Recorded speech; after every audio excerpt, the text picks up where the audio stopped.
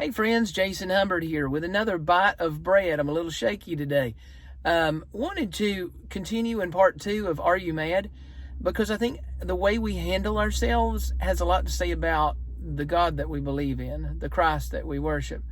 So in 1 Corinthians chapter 15 and 58, it says, "Therefore, my dear brothers and sisters, stand firm. Let nothing move you."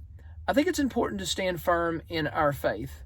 We don't have to agree with what our neighbor believes. We don't have to agree with things that are going on within our own denomination. The problem is we want to leave. When the going gets tough, we want to leave the situation. We want to put all that behind and go somewhere else.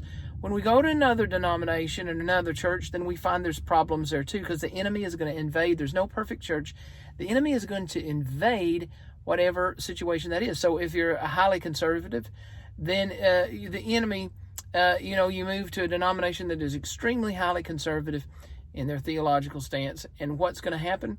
Well, the enemy is going to bring in all kinds of things into that church to try to bring corruption. What's going to happen? Well, there's no telling. But what we need to do instead of getting mad and leaving is we need to stand firm in our faith. What if enough people stood on the firing line, stood up in the front and said, well, I love you anyway.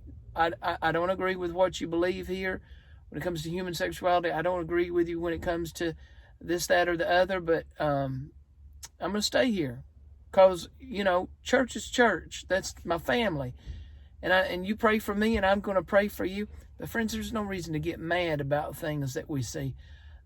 People get mad because they find out their preacher is not perfect or whatever. They get mad because they find out that the choir director had an affair years ago and then they don't want anything to do that. Nobody's perfect. Nobody's perfect. No denomination is perfect. Stand firm in what you believe and say, I'm not leaving. I'm standing on the promises of God. And look here, here's the important thing.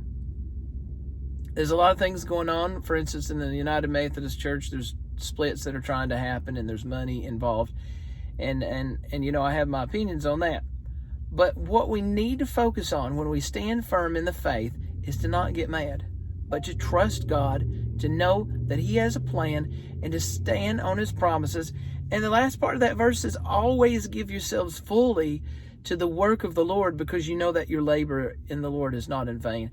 We need to focus on the mission of the church. We need to continue to focus on the mission of seeing lives transformed, of being part of the redemptive process of Jesus Christ, of God. So stand firm in your faith, continue to believe what you believe, and of course, don't be swayed by things. Don't sway into a new teaching, and yet at the same time, don't sway into abandoning a place. People need solid orthodoxy in their denomination and in their church. So stay where you're there. You can be an example. You can be a witness to the true love of God and what the Scripture stands for. Hey, don't give up. Persevere in the faith. God bless.